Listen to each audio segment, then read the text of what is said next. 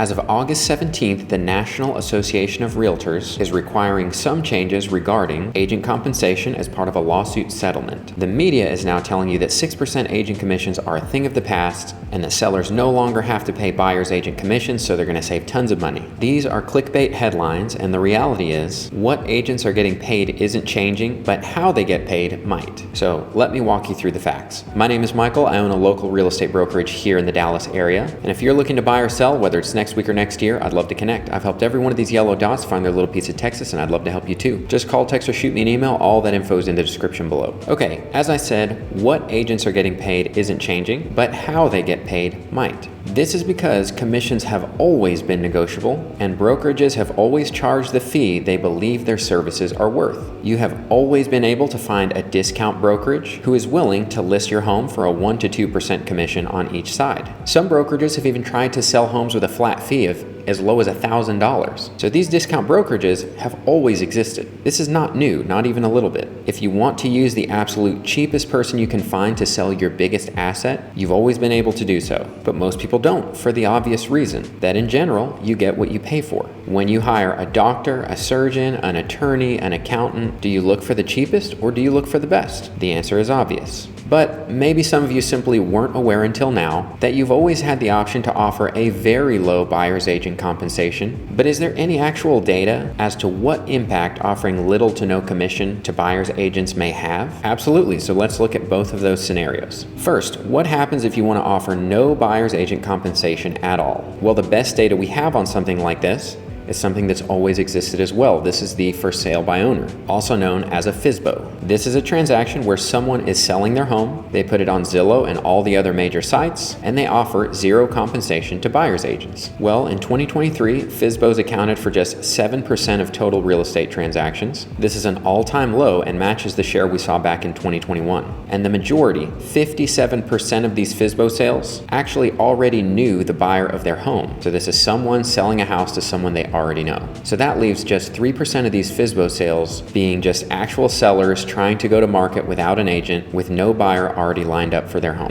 Just 3% of transactions. So what was the result? FSBOs sold at a median price of just $310,000 last year compared to the normal agent-assisted transactions, which sold at a median price of $405,000. So agent-assisted homes sold for nearly 31% more than FSBOs. And keep in mind, these sellers who were hoping to save 6% ended up missing out on 31%. But maybe you don't actually want to offer zero commission to the buyer's agent, you just want to offer a reduced commission. You want to just try to save a little bit. Well, I've linked an article in the description below of a study done by USC outlining the data on this, and it is pretty surprising. This study was posted in 2023, last revised in April 2024, and here's what it found. Homes with lower buyer agent commissions take longer to sell and are less likely to sell at all. The listings that offered buyer commissions of less than 2% take 33% longer to sell nationwide, assuming they sell at all. But the real bombshell is that those homes listed below a 2% buyer's commission faced a 75% greater risk of not selling at all. That's just below a 2%. Even commissions that were set just slightly below the going rate are associated with a longer sale time and higher risk of a failed sale. For context, according to this study, currently 99% of sellers offer buyer's agent commissions of 2% or higher. Here in Dallas specifically, about 83% of listings are offering a 3% buyer's agent commission, and less than half of 1% are offering below a 2% commission. So 99.5% of listings here in Dallas are offering a greater than 2% buyer's agent commission, and 83% are offering a 3% commission. So what is actually changing as a result of this settlement? The three biggest changes are this. Number one, sellers now have the option to offer no buyer's agent compensation at all, whereas before, if you wanted your home to be on the MLS, you had to offer something. Even if it was $1, you had to put something in as compensation. Then number two, if sellers are offering a buyer's agent compensation, it's no longer allowed to be displayed or suggested anywhere on the MLS, not even in the private remarks for only agents to see.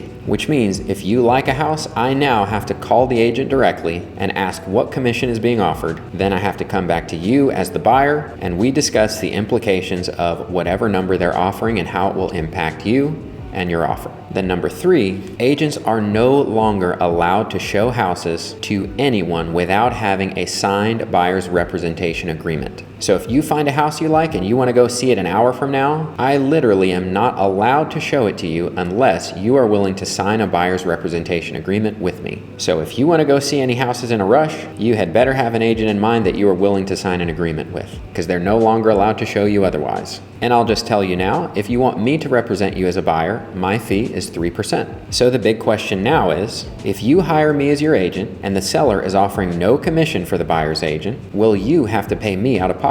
First of all, as your agent, my whole goal is to get you into the absolute best home possible based on your personal financial situation. Outside of negotiating the best price, the repairs, all of that, a huge part of what I do is making sure you're getting the best value out of every single dollar you're putting into this house. For some people, that might mean putting a smaller down payment and instead using that cash to buy down the PMI up front. For others, it might mean spending money on a temporary rate buy down. For some, it might mean only looking in communities with low tax rates, or only going to builders who are offering a 5.5% rate or better. My whole specialty is working the numbers to get you the most house possible within your budget. The only thing changing here is that now we might have to work in some or all of the commission into the deal, which is not hard to do at all, considering that this entire time the buyer's agent commission has always been worked into the deal. It's been included as part of the sales price. So the long story short is, the commission number used to go in this little box at the bottom of the contract. Now there's a chance it will simply be written into a different box on the contract. And whereas before it was already included in the sales price, now some or all of it might need to be added into the sales price. But either way, we're still just working it into the deal just like always. Now here's the crazy part of all this. All the data I've discussed today that we have regarding agent commissions might very well be the last data we ever see on this, because we are literally not allowed to disclose commissions on the MLS anymore. So there is going to be no public record or database on commissions. We're all just going to be guessing in the dark from here on out. And in my opinion, this is a bad thing. More transparency in these scenarios tends to be a good thing. Absolute secrecy,